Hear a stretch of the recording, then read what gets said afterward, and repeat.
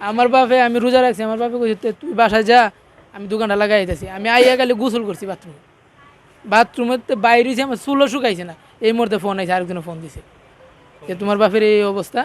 যাইতে গিয়াই দেখি মানে মানে এই অবস্থা হয়ে গেছে।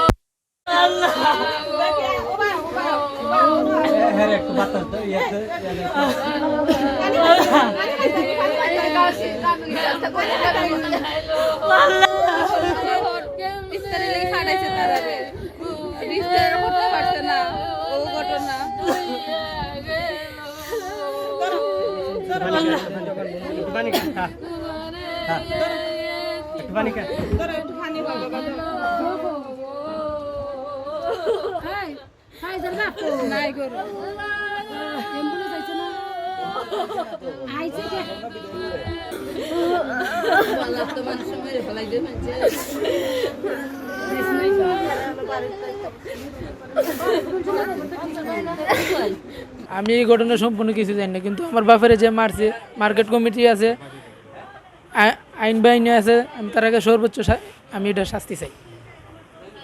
আমার বাপের যে মারছে আমি তার সর্বশ্রেষ্ঠ শাস্তি চাই। ইফতারের আগে উনি দোকান বন্ধ করে আসার পথে, এখন উনি মনে হয় কাস্টমার হয়তো বা গেছে, উনি দোকানে যাওয়ার পরে আপনার আসার পরে দোকানে বলতেছে উনি ফোন চুরি হয়ে গেছে, কিন্তু এই নিয়ে ওনাকে দুই তিনবার ডাকা মারে। উনি বলছে যে আমি হার্টের রোগী, আমাকে ডাকাডাকি করেন না, অনেক সমস্যা হবে। উনি এই কথা শুনেন নাই, শোনার পর জোরে ডাক্কা মারছে। অপোজিট সাইডে খাল আছে, ওই খালের মধ্যে উনি পড়ে গেছে, পড়ে গিয়ে জ্ঞান হারানো গেছে। এরপরে জ্ঞান হারানোর পর আমরা তুলে সিএনজিতে তুললাম, হসপিটালে নিয়ে গেছি, নিয়মিত ঘটনা করছি। কিন্তু উনি এরপরেও আমাদেরকে ঠেট দিতেছে যে পারলে কিছু করে নেন, এই সেই অনেক কিছু বলছে।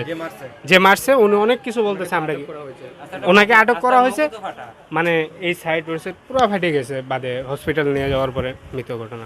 কিন্তু উনি একটুবার বলে নাই যে হসপিটালে নিয়ে যাও, যা লাগে আমি দিব, কিন্তু উনি উল্টা আমরা কি বলছে, ঠেট দে বলতেছে যে তোমরা পারলে কিছু করে লাও। কিন্তু ইফতারের 2-3 মিনিট আগে কেউ কিছু করার সম্ভাবনা না, কি লাগে ইফতার করে সবাই বাসার দিকে যায়। এরপরে আরিফ আইলো, আরিফে নিয়ে আমি মেডিকেল পাঠাইলাম। আরিফে আওয়ার পরে ইফতার পরে আমরা গেছি, গিয়ে এই ঘটনা শুনি। আয়াপুনি এই ঘটনা এন কোন লোকে বলে ডেক্কা মাইরা বুকো ডেক্কা মারলো, ডেক্কা মারছে পরে দুম গেছে। এটা আমরা সুপ্ত বিচার চাই, এটা আপনারা দেখে দেবে। সাইড ছেলে এক মেয়ে এলো, প্রায় 15-20 বছর ধরে থাকতেছে। গ্রামের বাড়ি নিকলি থানা,